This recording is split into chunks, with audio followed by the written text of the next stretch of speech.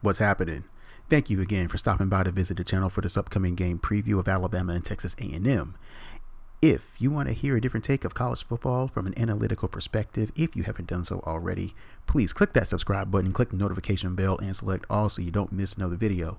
Also, like the video, share the video, it helps the channel grow, and also at the end of each video, give me your score prediction and tell me why your respective team is going to win the game.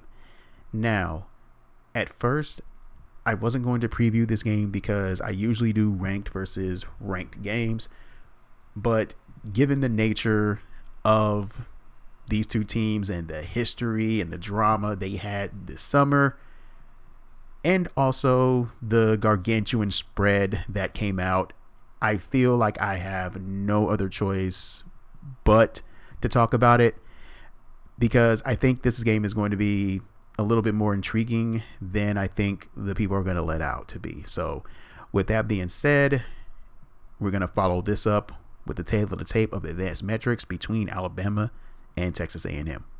So as we're looking at the tail of the tape of advanced metrics, we can tell that between F+, SP+, and FEI, this is legitimately a top 25 matchup based on the power ratings, with the exception of FEI, which has Texas A&M ranked 26th.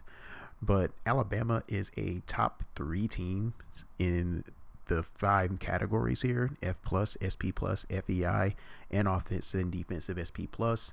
The Crimson Tide has an advantage in 4 out of the 5 categories. The only push that we see here is Alabama's 2nd ranked offensive SP versus Texas A&M's 6th ranked defensive SP+ is registered as a push, since both of the rankings are within 10 spots of each other.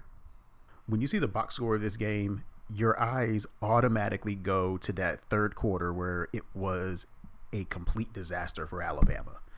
Alabama had an 18% success rate in that third quarter, and they saw their lead evaporate from 28-0 to 28-23.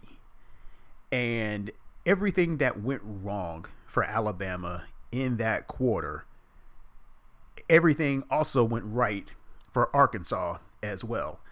And there was a focus for Arkansas to have a better third quarter, per the announcement team during that game, but they had an outstanding third quarter. It was about as good as you could get that season, and I don't know if Arkansas is going to be able to replicate that in the near future, but they had a plus 49% delta on Alabama in the third, and that's not easy to do, but it took everything to go their way. All the ball, every bounce that they had, it went Arkansas's way in that quarter. And at the same time, Alabama still covered the spread.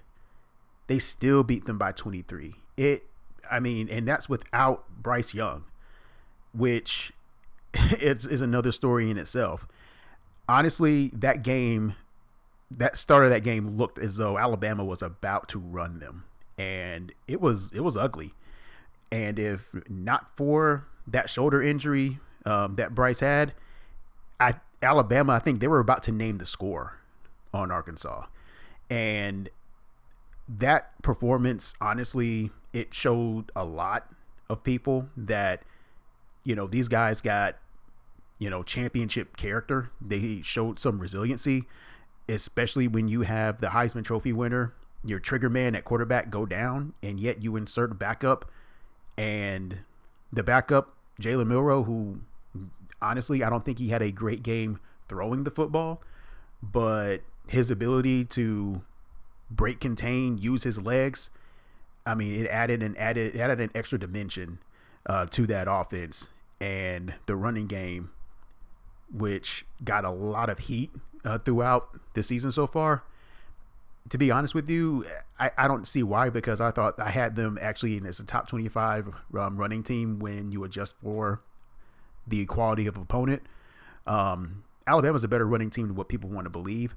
And that 300-yard performance that they put on Arkansas only adds to that effect.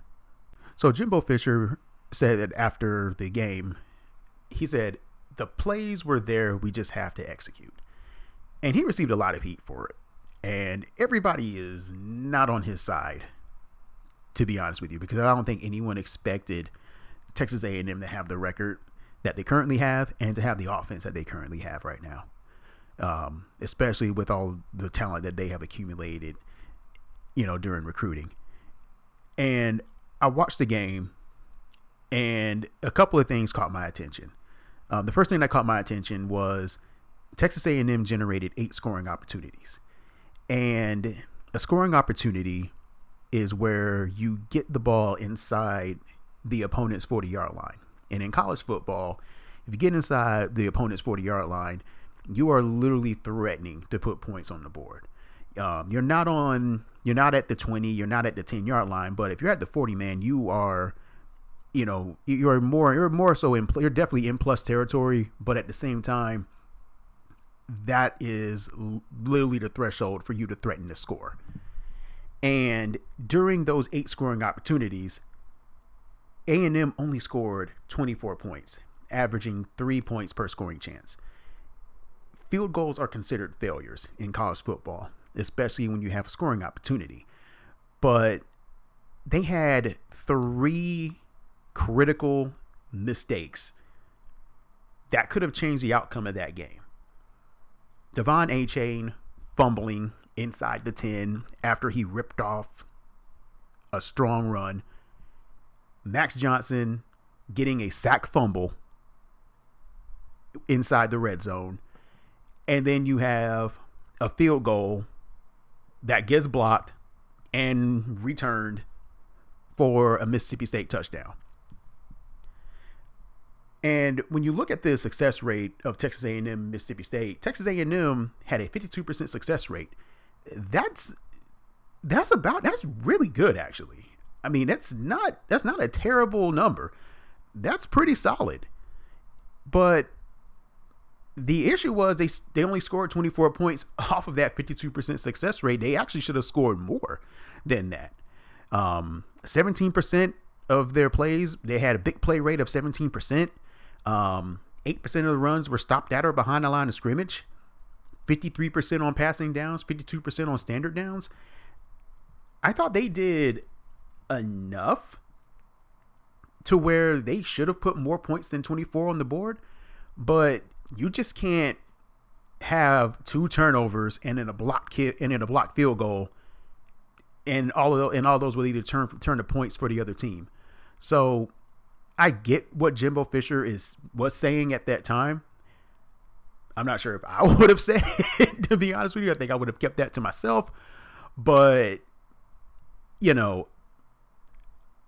don't know. I think I probably would have just kept my mouth shut on that one. I probably wouldn't have said that the plays were there or anything like that. I get it.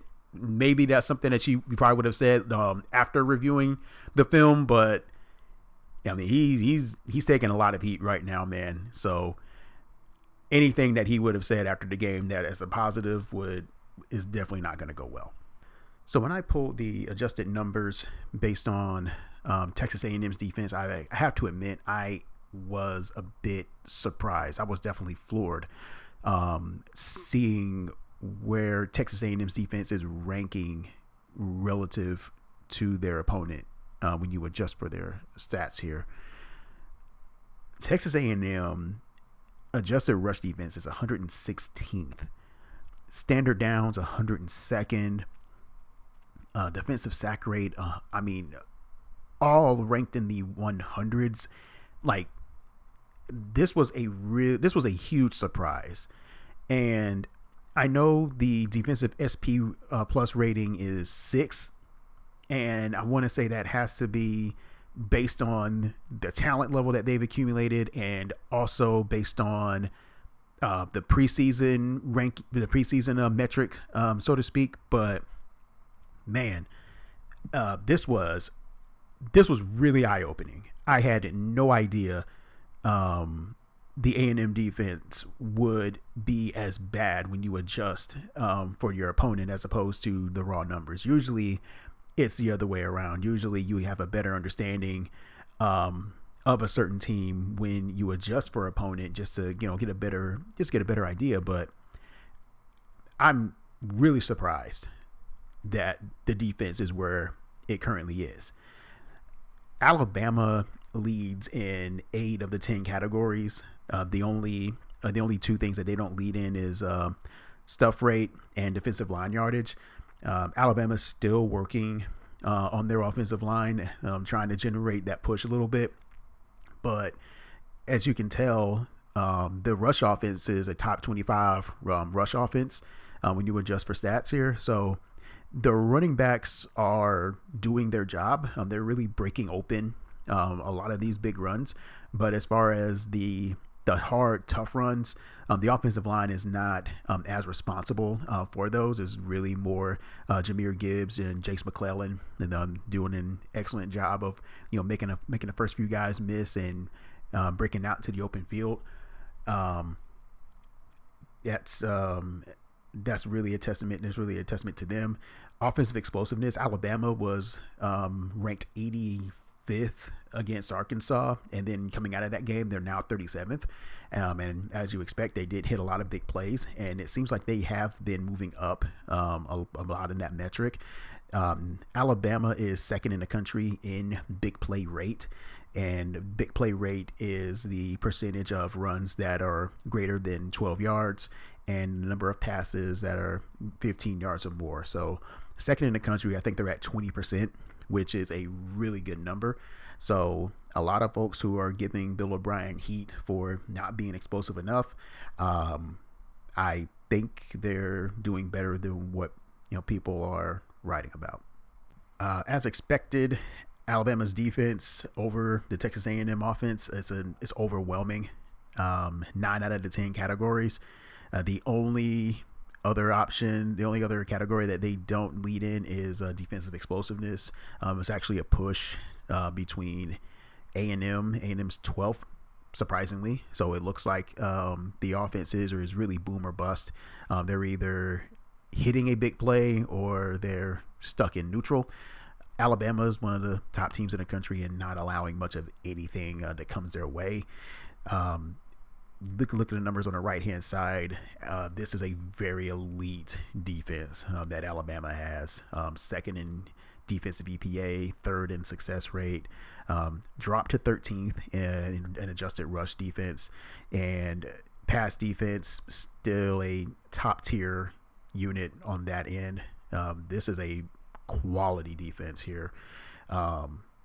Texas A&M, it's going to be tough for them to find any semblance of offense, but to be blunt with you, you can kind of throw the stats out the window when it comes to this game, because they're really going to gear up for Alabama. This is their Super Bowl, so to speak. So whatever you see here, if Alabama does their job, this game could get really ugly fast. But we've seen games where the team with the overwhelming advantage, they end up having a C- game, and then the other team miraculously decides that they want to play like they're capable of playing. The computer model has Alabama winning by the score of 35-16. Has a 91% win probability, as opposed to A&M's 8.9 if you want to round up. Bill Connolly in his SP Plus rating has Alabama favored by 19, so to speak. And the Vegas spread is just stupid. I think it's at 24.5 right now, or something gargantuan like that. Yeah, that's a pretty big spread. A pretty big discrepancy between my model and Vegas. I know Vegas is the best at what they do for a reason. Man, yeah, I just can't get over that spread, man. I think in the summer, the spread was like Alabama at 15 or 16. If you're able to get there, then ooh, ooh, man, hats off to you if you was able to get that one. So you guys know the drill. Alabama is coming into this game as a 24.5 point favorite at the time of recording. This is what the spread is. So I typically look to see if there is a way for the big underdog to pull off an upset. And the only thing that I can come up with is this game. Granted, these are two different teams. No kidding, Sherlock. But this is the type of game Texas A&M needs in order for them to pull off the upset. They need Alabama to be off their A game. They also need to put Alabama behind the chains and off schedule and simply just throw their offense out of whack. People forget that LSU was a 20-point underdog in this game. And that game came down to LSU having the ball last with the opportunity to win the game. So they're going to need a lot of help. And by they, I mean Texas A&M. They're going to need a lot of help from Alabama to make this game as ugly as LSU did last year. Now, having said all of that, I know Jimbo Fisher and Texas A&M is going to bring everything they have into this game because of all the drama that took place in the offseason, what was said between him and Nick Saban, and there's a lot of pressure on him to not just win the game, but to also not get embarrassed as well. And I'm almost certain Alabama wants to send a message, and not only send a message to Texas A&M, but to send a message to them during a big recruiting weekend as well. So I'm going to pick Alabama to win the game. And as much as I want to pick them to not just cover, but to splatter Texas A&M's brains on national television, I don't know if that's going to happen on Saturday night. I'm picking Alabama to win by the score of 38-17. Now, means Alabama may not cover the spread, but it'll be a convincing type victory for them. And it's going to be the type of game that Alabama wants to send a message, I believe. And after last week, I think that was the perfect time to get Alabama. But after seeing how they were able to just recover and hammer Arkansas, that was one of the more impressive showings that I've seen from them in quite a while. And I think they've exercised some of those Alabama sucks on the road demons that the media ran with, that narrative. So I'm picking Alabama to win 38-17, and that'll do it for this game preview. Let me know what your thoughts are in the game in the comment section below. Give me your score prediction. Tell me why your team is going to win the game. I hope you enjoyed the video. Please give the video a like. And if you love college football as much as I do, please hit that subscribe button, click the notification bell, and select all so you won't miss out on another video. Thank you again for visiting the channel, and I'll see you on the next video.